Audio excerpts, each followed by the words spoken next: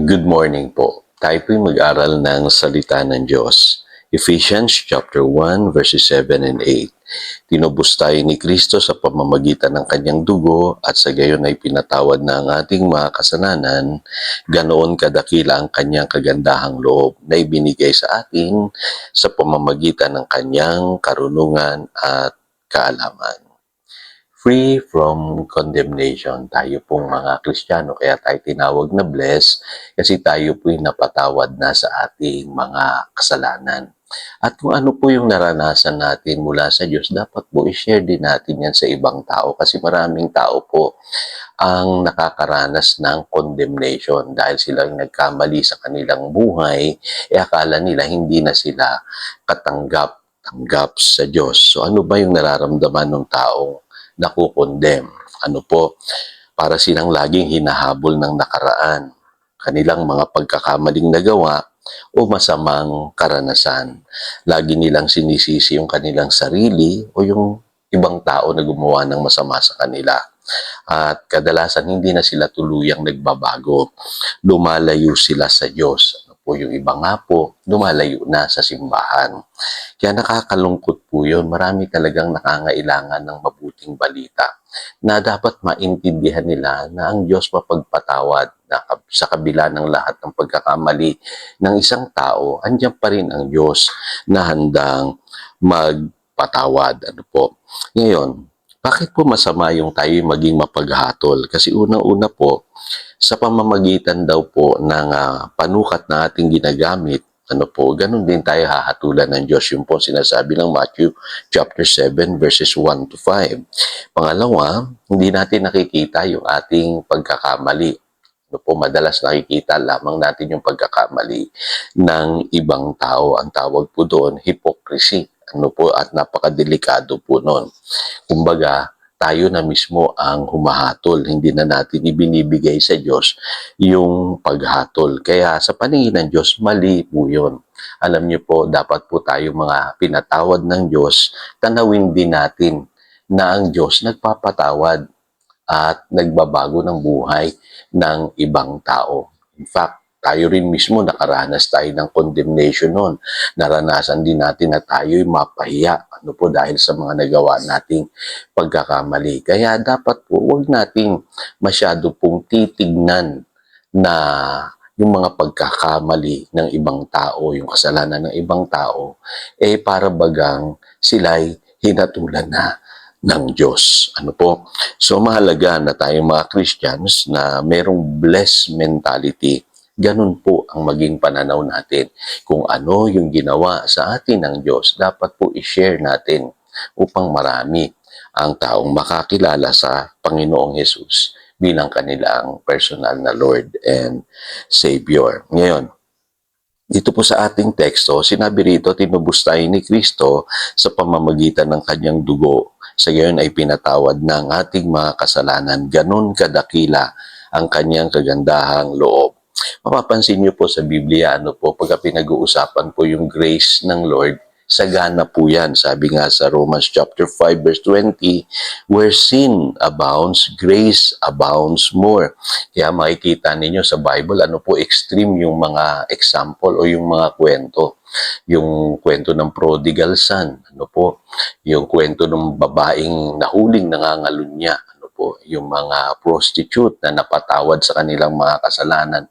Alam niyo po, bakit ka doon ang ginagamit na kwento ng Biblia? Para patunayan po sa atin na sagana ang grace ng Lord. Kaya kapatid, kung ano man yung nagawa mong kasalanan, sa tingin mo napakatindi na ng kasalanan mong nagawa, sagana pa rin ang biyaya ng Diyos. Kayang-kaya ka ng Diyos na patawarin.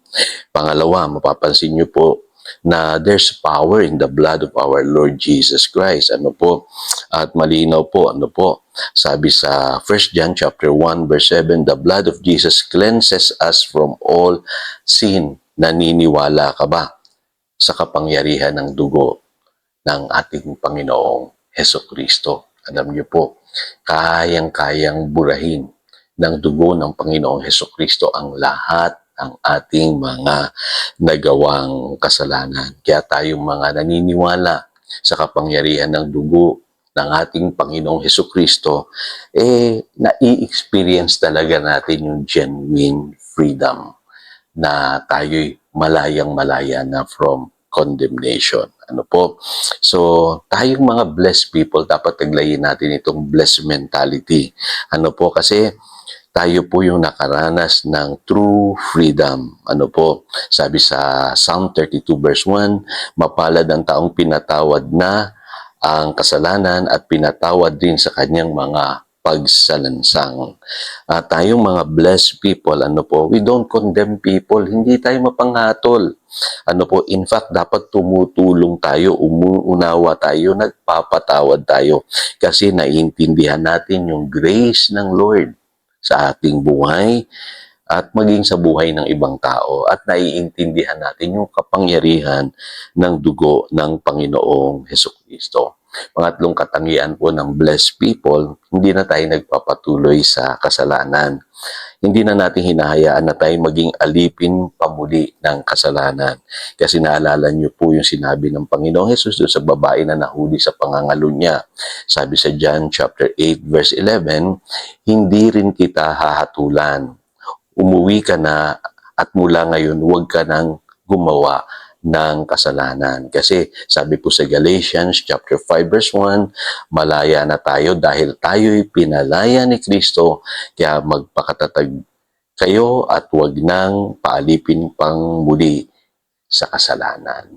So, mahalaga yung katotohanan na yun, mga kapatid. Ano po? Hindi na tayo nagpapailalim pa muli sa kapangyarihan ng kasalanan kasi tayo'y ganap ng malaya. Tayo po'y manalangin. Dakilang Diyos, salamat po sa mga katotohanan ito at muli tinuruan mo kami na sa buhay na ito, kami pinatawad mo kahit kami nagkamali. At ganun mo rin tinitignan ng ibang tao sa pamamagitan ng iyong biyaya at sa kapangyarihan ng dugo ng Panginoong Hesukristo, posible na ang isang tao ay maging malaya sa condemnation o dun po sa pakiramdam na para silang laging biktima ng nakaraang pagkakamali, masamang karanasan, o biktima ng kanilang mga kasalanan. Laging sinisisi ang sarili at hindi na lumalapit sa iyo, nagpapatuloy na sa kamalian. Kaya Panginoon, apakarami po nitong mga ganitong tao na dapat maunawaan nila ang katotohanan na ikaw ay mapagpatawad at ikaw ay nagbabago ng buhay. Tulungan mo po, Panginoon, ang maraming tao na ganito po ang kanilang kalagayan. Salamat po, Panginoon, at gamitin mo kami upang maging instrumento ng iyong mabuting balita na nagpapahayag ng iyong kagandahang loob. Salamat po. Yan ang aming panalangin. In Jesus' name we pray. Amen. Again, ito si Pastor Jojo nagpapaalala upang daluyan tayo ng pagpapala, manatili tayo sa kanyang salita. Good morning.